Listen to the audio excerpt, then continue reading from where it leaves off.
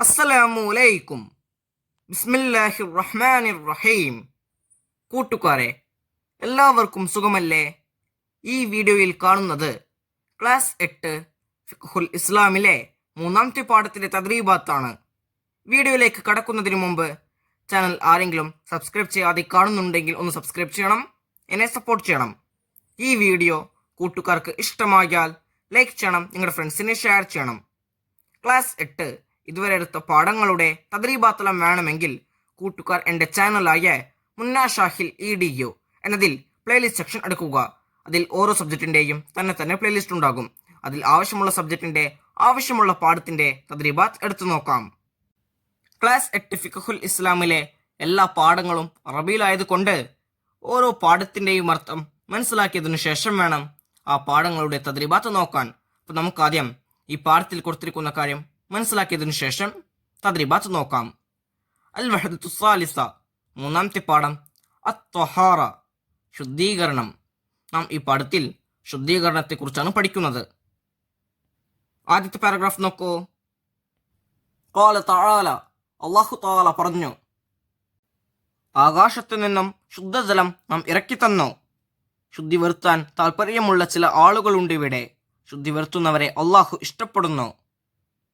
അടുത്തത് ഖാല റസൂലുള്ളാഹി സ്വല്ലല്ലാഹു അലൈഹി വസല്ലം, നബി സല്ലല്ലാഹു അലൈഹി വസല്ലമ പറഞ്ഞു, ലാ തുഖ്ബലു സ്വലാത്തും ബിഗൈരി തുഹൂരിൻ, വിട്ടഭാഗം പൂരിപ്പിക്കാം എന്നതിൽ ചോദിക്കാൻ സാധ്യതയുണ്ട്. ഈ വരിയുടെ അർത്ഥം ശുദ്ധിയില്ലാതെ ഒരു നിസ്കാരവും സ്വീകരിക്കപ്പെടുകയില്ല. അടുത്ത രണ്ട് വരിയിൽ ത്വഹാറത്തിന്റെ ഡെഫിനിഷൻ കൊടുത്തിരിക്കുന്നു. ശുദ്ധീകരണമെന്നാൽ അശുദ്ധി, നജസ് എന്നിവയോട് തുടർന്നു വരുന്ന തടസ്സത്തെ ഉയർത്തിക്കളയലാണ്. അശുദ്ധി രണ്ട് വിധം, ചെറുതും വലുതും. ചെറിയ അശുദ്ധിയിൽ നിന്നുള്ള ശുദ്ധീകരണം വുളൂഉം വലിയ അശുദ്ധിയിൽ നിന്നുള്ള ശുദ്ധീകരണം കുളിയുമാണ്. ഖുബ്സ് എന്നാൽ നജസാണ്.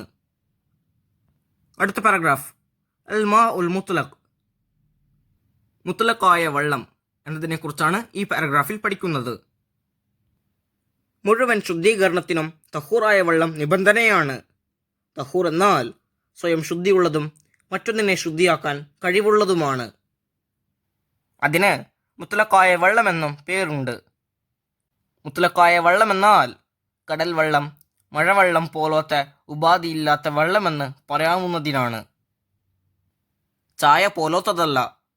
അതുകൊണ്ട് നജസായ വെള്ളം, പകർച്ചവെള്ളം, ഫർലിൽ ഉപയോഗിച്ച വെള്ളം എന്നിവ ശുദ്ധീകരണത്തിന് പറ്റില്ല.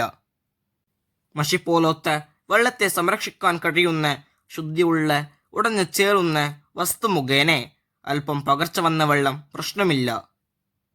ചെളി, കളച്ചണ്ടി പോലത്തെ വെള്ളത്തെ സംരക്ഷിക്കാൻ കഴിയാത്ത ഉടഞ്ഞു ചേരുന്ന വസ്തു കൊണ്ടോ, ദീർഘനേരം കെട്ടി നിന്നതുകൊണ്ടോ, അല്ലെങ്കിൽ ഉതിർന്നു വീഴുന്ന ഇലകൾ കാരണമോ, അല്ലെങ്കിൽ എണ്ണ പോലെയുള്ള അലിഞ്ഞു ചേരാത്ത വസ്തു കൊണ്ടോ ധാരാളം പകർച്ച വന്നാലും ഇപ്രകാരം തന്നെ പ്രശ്നമില്ല. അടുത്ത പേജ് നോക്കൂ. അൽ മാ ഉൽ മുത്തനജ്ജിസ്, ഈ പാരഗ്രാഫിൽ മുത്തനജ്ജിസായ വെള്ളത്തെക്കുറിച്ചാണ് പഠിക്കുന്നത്, അതായത് നജസായ വെള്ളം. അപ്പോൾ നോക്കൂ, വെള്ളം 2 കുല്ലത്ത് എത്തിയാൽ അത് കസീറും ഇല്ലെങ്കിൽ ഖലീലുമാണ്. കസീറായ വെള്ളം പകർച്ചയല്ലെങ്കിൽ നജസ് തട്ടിയാൽ തന്നെ നജസായിത്തീരും. ഖലീലായ വെള്ളം പകർച്ചയില്ലാതെ കസീറായാൽ അത് തഹൂറാണ്. പ്രശ്നക്കാരിയായ പകർച്ച രുചിയിലും വാസനയിലും നിറത്തിലുമുള്ള പകർച്ചയാണ്. തൂക്കത്തിൽ 2 കുല്ലത്ത് 191 ഗ്രാമും അളവ് പ്രകാരം ഏകദേശം 191 ലിറ്ററുമാണ്. ചതുരാകൃതിയിലുള്ള നിർമ്മാണത്തിൽ കോലളവ് പ്രകാരം 1.25 മുഴം നീളവും വീതിയും ആഴവും വേണം. വൃത്താകൃതിയിലുള്ളതിൽ വീതിയിൽ 1 മുഴവും ആഴത്തിൽ 2.5 മുഴവും വേണം. അടുത്ത പാരഗ്രാഫ് അൽ മാ ഉൽ മുസ്തഅമൽ, മുസ്തഅമലായ വെള്ളം. ഈ പാരഗ്രാഫിൽ ഇതിനെക്കുറിച്ചാണ് പഠിക്കുന്നത്. ഒരു വെള്ളത്തിന് ഫർലിൽ ഉപയോഗിക്കുക എന്ന നിയമം ഉണ്ടാവുക 4 നിബന്ധനകളിലൂടെയാണ്. 1. വെള്ളം 2 കുല്ലത്തിന് താഴെയാവുക. 2. വെള്ളം ഫർലിൽ ഉപയോഗിക്കുക. അപ്പോൾ മുസ്തഅമലായ വെള്ളം ഒരുമിച്ച് കൂടി 2 കുല്ലത്ത് എത്തുകയോ രണ്ടാമത്തെ കഴുകൽ പോലത്തെ സുന്നത്തിൽ ഉപയോഗിക്കുകയോ ചെയ്താൽ ആ വെള്ളം തഹൂറാണ്. 3. മതവിധിയിലെങ്കിലും വെള്ളം അവയവത്തിൽ നിന്ന് വേർപിരിയുക. ഉദാഹരണത്തിന്, വെള്ളം വുളു ചെയ്യുന്നവൻ്റെ ചുമൽ കാൽമുട്ട് വിട്ടുകടന്നാൽ ആ വെള്ളം അവയവം വിട്ടു പിരിഞ്ഞതുപോലെയാണ്. എങ്കിലും മുൻകൈയിൽ നിന്ന് തണ്ടം കൈയിലേക്ക് വെള്ളം വേർപിരിയുന്നത് പ്രശ്നമില്ല. 4. കോരിയെടുക്കുന്നു എന്ന് കരുതാതിരിക്കുക. വുളുഇൽ കോരൽ കരുതേണ്ട സ്ഥലം മുഖം കഴുകിയതിനു ശേഷവും കുളിയിൽ ജനാബത്തുകാരൻ നിയ്യത്ത് ചെയ്തതിനു ശേഷവുമാണ്. കോരുന്നു എന്ന നിയ്യത്തില്ലാതെ ഒരു ശുദ്ധി വരുത്തുന്നവൻ തൻ്റെ കൈ ഖലീലായ വെള്ളത്തിൽ കടത്തിയാൽ ആ വെള്ളം മുസ്തഅ്മലായി. മുസ്തഅ്മലായ വെള്ളം ഖലീലായ വെള്ളത്തിൽ വീണാൽ വിശേഷണങ്ങളിൽ വെള്ളത്തോട് എതിരായ അലിഞ്ഞു ചേരുന്ന ശുദ്ധിയുള്ള വസ്തുവായി സങ്കല്പിക്കണം. ഈ സങ്കല്പപ്രകാരം പകർച്ച വരുത്തുന്നുണ്ടെങ്കിൽ പ്രശ്നമാണ്, ഇല്ലെങ്കിൽ പ്രശ്നമില്ല. കൂട്ടുകാർക്ക് ഈ പാഠം മനസ്സിലായില്ലേ? നമുക്കിനി ഈ പാഠത്തിന്റെ തദ്രീബാത്ത് നോക്കാം.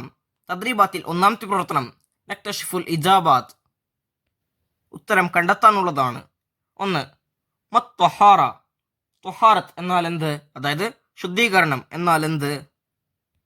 ഉത്തരം, ശുദ്ധീകരണം അഥവാ ത്വഹാറത്ത് എന്നാൽ ശുദ്ധി, നജസ് എന്നിവയോട് തുടർന്നു വരുന്ന തടസ്സത്തെ ഉയർത്തിക്കളയലാണ്. 2.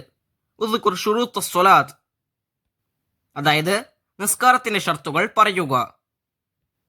അപ്പൊ നോക്കൂ, നിസ്കാരത്തിന്റെ ഷർത്തുകൾ: 1. 2 അശുദ്ധികളിൽ നിന്നും ശുദ്ധിയാവുക. 2. നജസിൽ നിന്നും ശുദ്ധിയാവുക. 3. ഔറത്ത് മറയ്ക്കുക. 4. സമയമായെന്നറിയുക. 5. ഖിബ്ലയ്ക്ക് മുന്നിടുക. 3. മൽ മാ ഉൽ മുത്ലഖ്, മുത്ലഖായ വെള്ളം എന്ത്? ഉത്തരം, സ്വയം ശുദ്ധിയുള്ളതും മറ്റൊന്നിനെ ശുദ്ധീകരിക്കാൻ കഴിവുള്ളതുമായ വെള്ളമാണ് മുത്ലഖായ വെള്ളം. മുത്ലഖായ വെള്ളമെന്നാൽ കടൽ വെള്ളം, മഴവെള്ളം പോലത്തെ ഉപാധിയില്ലാത്ത വെള്ളമെന്ന് പറയാവുന്നതിനാണ്. 4.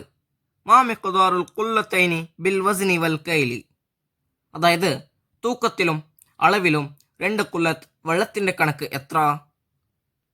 ഉത്തരം, തൂക്കത്തിൽ 2 ഖുല്ലത്ത് 191 കിലോഗ്രാമും അളവ് പ്രകാരം ഏകദേശം 191 ലിറ്ററുമാണ്. 5.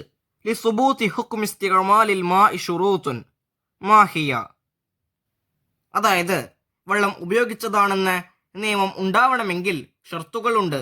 അവ ഏതെല്ലാം എന്നാണ് ചോദ്യം. ഉത്തരം: 1. വെള്ളം 2 ഖുല്ലത്തിൽ താഴെയാവുക. 2. വെള്ളം ഫർദിൽ ഉപയോഗിക്കുക. 3. മതവിധിയിലെങ്കിലും വെള്ളം അവയവത്തിൽ നിന്ന് വേർപിരിയുക. 4. കോരി എടുക്കുന്നു എന്ന് കരുതാതിരിക്കുക. അടുത്ത പ്രവർത്തനം നക്തഷിഫുൽ ഹുക്കുമ, വിധി കണ്ടെത്താനുള്ളതാണ്.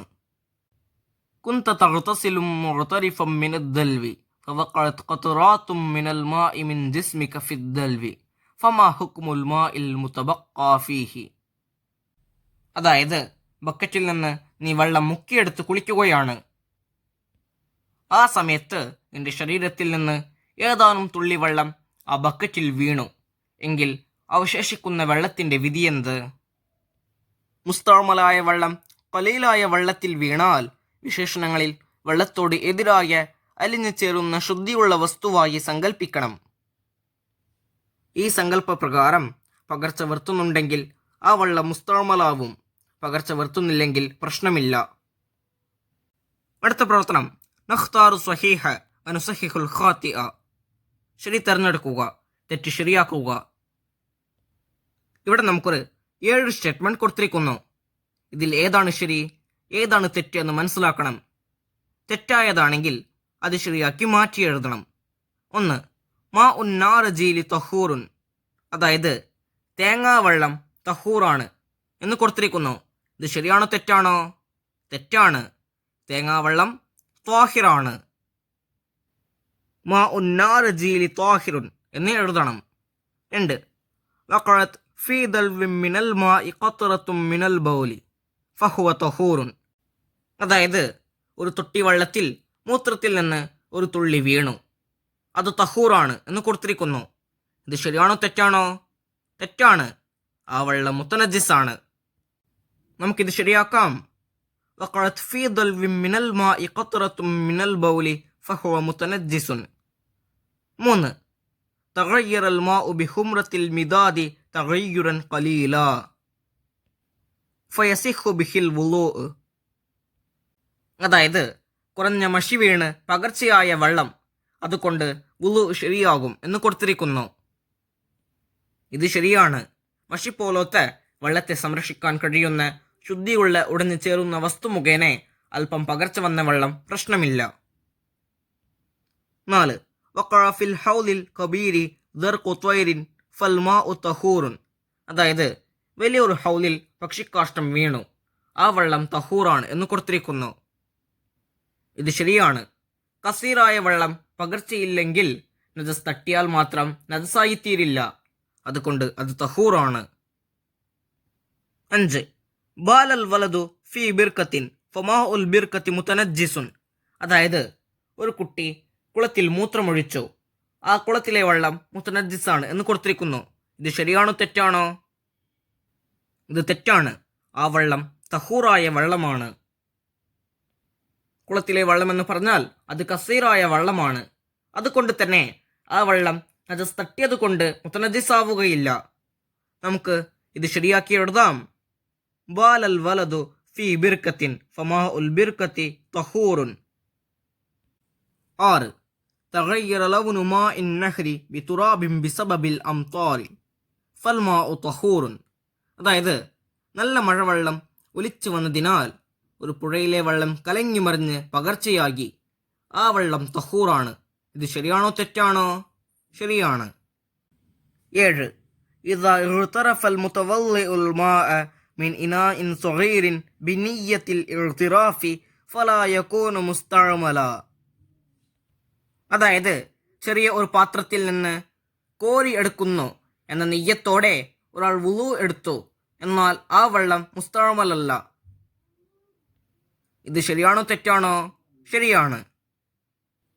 അടുത്ത പ്രവർത്തനം അൽ വാജിബുൽ മൻസിലിയ്യ്. ഹോംവർക്കായി ചെയ്യേണ്ട വർക്കാണിത്. നക്തുബു മഖാലതൻ അൻ അൽ മാഉ മിൻ ഫളില്ലാഹി തആല ഫലാ തുസ്രിഫു ഫീഹി. അതായത് വെള്ളം അള്ളാഹുവിൻ്റെ അനുഗ്രഹമാണ്, അത് അമിതവ്യയം ചെയ്യാൻ പാടില്ല എന്നതിനെക്കുറിച്ച് ഒരു കുറിപ്പ് തയ്യാറാക്കുക. നമുക്ക് തയ്യാറാക്കാം. വെള്ളം അള്ളാഹുവിൻ്റെ മഹത്തായ അനുഗ്രഹമാണ്. ജീവന്റെ ഉത്ഭവം വെള്ളത്തിൽ നിന്നാണ്. എല്ലാ ജീവജാലങ്ങളുടെയും നിലനിൽപ്പിന്റെ ആധാരം വെള്ളമാണ്. മറ്റേത് കാര്യങ്ങളിൽ എന്ന പോലെ ജലവിനിയോഗവും മിതമായിട്ടാകണമെന്ന് റസൂൽ സല്ലല്ലാഹു അലൈഹി വസല്ലമ നമ്മെ പഠിപ്പിക്കുന്നു. ദിവസേന 5 നേരം വുളു ചെയ്യുന്ന നാം ഒഴുകുന്ന നദിയിൽ നിന്നായാലും മിതമായി മാത്രമേ വെള്ളം ഉപയോഗിക്കാവൂ. എല്ലാ അനുഗ്രഹങ്ങളുടെയും ഉടമസ്ഥാവകാശം അള്ളാഹുവിന് മാത്രമാണ്. അത് ആവശ്യത്തിന് മാത്രം ഉപയോഗിക്കുക. വരൾച്ചയുടെ പടിവാതിൽക്കല്ലാണ് ലോക സമൂഹം ഇന്ന് എത്തി നിൽക്കുന്നത്. അനിയന്ത്രിതമായ ജലചൂഷണം മഴ ദൗർലഭ്യത്തിന് കാരണമാകുന്നു. അള്ളാഹു ആകാശത്തു നിന്നും ശുദ്ധജലം ഇറക്കി തന്നിരിക്കുന്നു. അതുകൊണ്ട് തന്നെ അവൻ വിചാരിച്ചാൽ മാത്രമേ ഒരു തുള്ളി ദാഹജലം പോലും നമുക്ക് ലഭിക്കുകയുള്ളൂ എന്ന് നാം ചിന്തിക്കേണ്ട കാര്യമാണ്. ശുചീകരണത്തിനും പാനം ചെയ്യാനുമുള്ള ശുദ്ധജലം വളരെ പരിമിതമാണ് എന്ന് നാം ഓർക്കേണ്ടതാണ്. വെള്ളമെന്ന മഹത്തായ അനുഗ്രഹത്തിന് അള്ളാഹുവിനോട് നന്ദി കാണിക്കുക. അവൻ അമിതവ്യയം നിരുത്സാഹപ്പെടുത്തുകയും മിതത്വം ഉദ്ഘോഷിക്കുകയും ചെയ്യുന്നു. ജലലഭ്യത നഷ്ടപ്പെടുത്തും വിധം മനുഷ്യ ഇടപെടൽ നശീകരണത്തിന് കാരണമാകുന്നു. വെള്ളം സംരക്ഷിക്കേണ്ടതും പരിപാലിക്കേണ്ടതും അതിൻ്റെ ദൗർലഭ്യതയും മലിനീകരണവും തടയേണ്ടതും വരും തലമുറകൾക്ക് വേണ്ടി അതിനെ സൂക്ഷിക്കേണ്ടതും നമ്മുടെ കടമയാണെന്ന് നാം ഓരോരുത്തരും ചിന്തിക്കേണ്ടതാണ്. കൂട്ടുകാർക്ക് ഈ പാഠവും ഈ പാഠത്തിന്റെ തദ്രീബാത്ത് മനസ്സിലാകില്ലേ? ഇൻഷാ അല്ലാഹ് അടുത്ത സബ്ജക്റ്റുമായി നമുക്ക് വീണ്ടും കാണാം. അപ്പോൾ എല്ലാവർക്കും ഒരിക്കൽ കൂടി അസ്സലാമു അലൈക്കും വറഹ്മത്തുള്ളാഹി തആല വബറകാതുഹു.